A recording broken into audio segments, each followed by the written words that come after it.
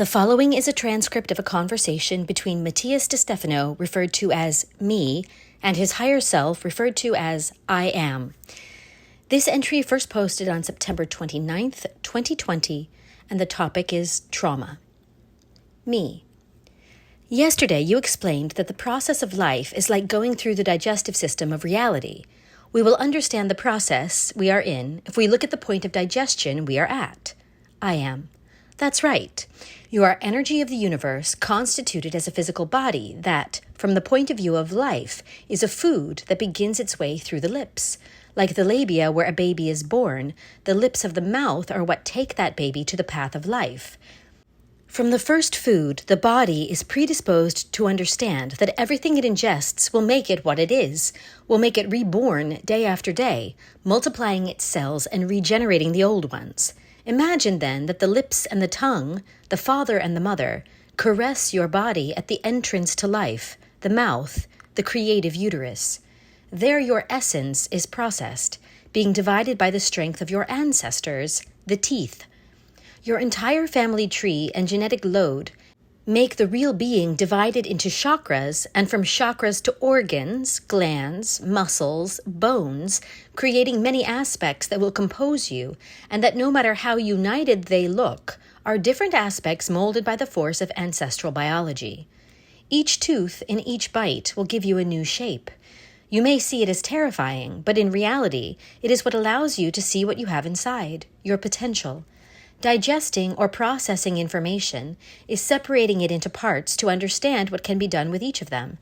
Life is the mechanism of spiritual digestion, in which a being that is everything has the possibility of dividing itself to understand the usefulness of its parts. So the ancestors and relatives will mold and divide your being so that you can use every little aspect of it. Me. Yes, it's a bit of a traumatizing view to see it from that way. It's as if the family and the environment chew on us. It's like a nightmare. I am. And yet, if you don't chew, you don't eat, and you die. The pressure of the teeth is equivalent to the pressure of the ancestors, the tension generated by history. The incisors and fangs will cut, separating us from the whole, making us an individual, with a personality with which we will face the world. The mandates of the father and the mother in that person are what will shape this piece of life that I am. Then, your will to learn, to do, your position in society, culture, school, friends, work, ancestral mandates, each tooth and molar will put pressure on you that will shape who you are. And you will call many of those pressures traumas. They usually arise in the process of formation, when the world exerts the most pressure on you, since it is forming you, molding your matter to be digested. Trauma comes from the Greek word wound. That is, the cuts, blows, bites that we receive in our history. When you bite into an apple, you are causing a huge wound, and each bite you take to turn it into a bolus of food is a new wound. Every cry, challenge, punishment, scream, judgment, criticism, abuse, mandate, control, crisis, manipulation, inheritance, all this molds your being to the point of separating your essence so much that it ceases to be in your center, to be part of your emotions, attitudes, hands, feet, organs. Surely you see this process as something painful and absurd, but it makes sense. Me. Which one? I am. If you have a 2-year-old and you want to teach him everything in the world so he can do it, what do you propose? Me. Well, pedagogically, we should create a free environment where you can experiment and discover. I am. Through what mechanism? Me. Trial and error. This way it is better assimilated. I am. So you will opt pedagogically for the child to suffer. Me. Well, it's not that he suffers, but that he learns through his own actions. I am. That is to say that you are against us making him swallow an encyclopedia with the puree. Nope. Me. What a strange image. I am. Or maybe operate it and put a universal encyclopedia inside it so that it has all the keys to knowledge. That wouldn't work, would it? Me. No, because knowledge must be assimilated by all types of intelligence of the being, emotional, mental, creative, all of them. And for that you need to experiment. Only in this way can data be biologically assimilated and wisdom awakened. I am. That is to say that frustration, pain, and crying are part of your pedagogy. Me. You could say, not provoked, but allow the child to make her mistakes to discern. I am. Why life and the universe should be different. Me. I am. The universe is like a great pedagogue who advises free will as a way of learning through trial and error. The pain, the wound, the crying, the crisis, the frustration are part of the assimilation process. Believing that a universe that was designed to learn and expand should be fair in the sense that it should not allow a person to suffer or live injustice is the mentality of a dictator who considers according to his beliefs what is right and what is wrong without discernment. Clever of your own creations. When you say that the universe is unfair for allowing the suffering caused by so many traumas, you forget that you learned to ride a bicycle because you fell several times trying. Even DNA has its mistakes, called mutations, which make us who we are. Me. Are you saying that traumas have made us evolve? I am. Wounds make you stronger. The problem with humans is that they moralize everything according to their beliefs. It is unfair that the universe allows suffering, but it is educational to punish a child when he misbehaves. It is unfair that there is hunger in the world, but it is normal to send a child to her room without dinner for having said something that was not appropriate. It is natural to think that a child learns by mistakes, tantrums, and falls, but they are horrified when there is a national crisis, blaming others. What is it that makes you not see that the little things that you accept naturally are the foundation of the great things that you judge with ease? Me. I think it's because of that need for survival that we've talked about many times. It is easier to judge what I cannot control because what I can control makes me responsible and guilty at the same time, and the brain prefers to deny it to remain comfortable and not risk its safety. I am. Exactly. Now, what has been said should help us understand the next steps. The bolus of food goes down the esophagus, the personal path of life, in which I am heading towards an inevitable destiny driven by the mandate of the parents in the language, until, when I reach the world, wide in my stomach, I realize that everything is much broader, that there is not only one destination, but that I can become whatever I want. Thus, the strong acids of life, cultures, travel, the people around me, society, beliefs, everything begins to destroy my mandates, creating their own, breaking down what I am. Here I begin the process of understanding that things are not what I thought, and I begin to analyze the world around me, until I realize that this world that I perceive, and which dissolves me, is actually an inner perception, and I'm heading my own way to the inner world, the small intestine.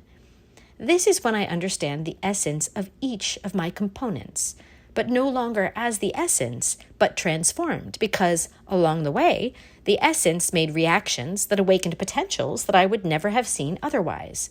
The intestines begin to absorb everything essential. Surrender arrives, forgiveness, letting go, breaking free, healing.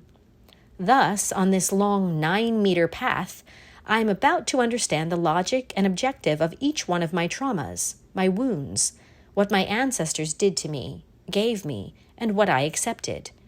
Each bite of the dental family and each decomposition of my being by the stomach world have allowed me to see today the true essence and potential of the interior.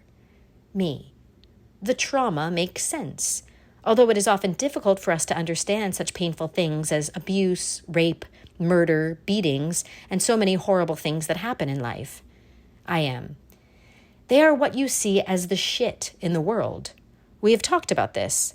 The evil of the world is all those pieces that have not been opened to deliver their essence, to expand freely, and cling to what they believe, and to the personality, closing, hardening, to the point where none of its parts is integrated, and thus they pass to the large intestine to be under greater pressure, creating the fecal bolus, that is, poop.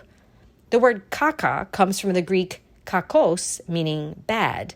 The bad smells bad to us, and this is a natural and biological reaction of our evolution that has helped us survive without getting intoxicated, making us perceive what is poisonous or harmful to the body as something smelly and disgusting. Strong odor or smell is the origin of the word shit, from the Proto-Slavic smord. Me. So we use these derogatory words when referring to people or situations that hurt us, that have caused us injuries, such as bad person, shitty person, or people. This smells bad, all with an organic meaning of survival. I am. This is how a person becomes bad, when he closes himself to awakening his potential. The good thing is that in the universe, that poop will serve to nourish the plants, which will flourish and bear fruit. All shit, all poop, all evil is the fertilizer of a new flowering, of a new fruit. In the same way that someone abused defends the defenseless through organizations and justice, or on a large scale, how fascism has been a fertilizer for freedom of expression and progress in human rights. Me. The key is then to see everything negative in our lives as the fertilizer for our flourishing. I am. And not close ourselves to pain. Not blocking ourselves to beliefs and prejudices, because everything will lead us to the same destiny, not to be absorbed by the cosmos and return as compost again. The cycle of reincarnation is precisely the fact that the fertilizer becomes a plant, a flower, a fruit, and is eaten again by the process of a new life, being born on the lips of the mother. Isn't it nice to see this cycle this way? Me. In a certain way, I feel freedom when I understand it, since from the ideology I saw dying as a liberation, not as a continuum.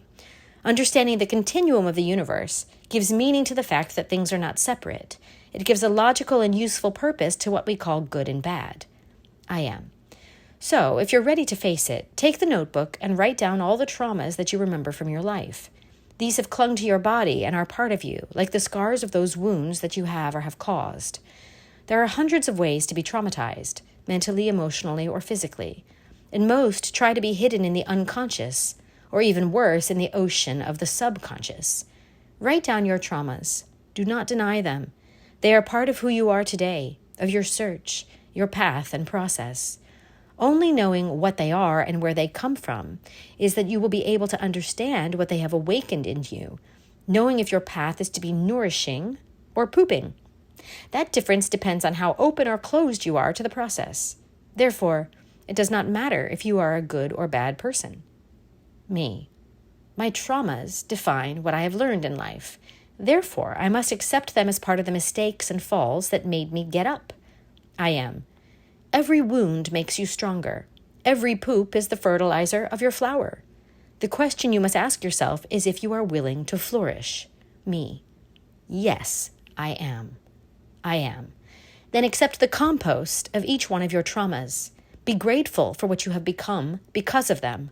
Observe the prejudice and release it so that you can absorb the essentials of this compost, and thus you can expand towards the light, opening your beautiful flower, which will bear fruit to nurture a new world, a new life. My heart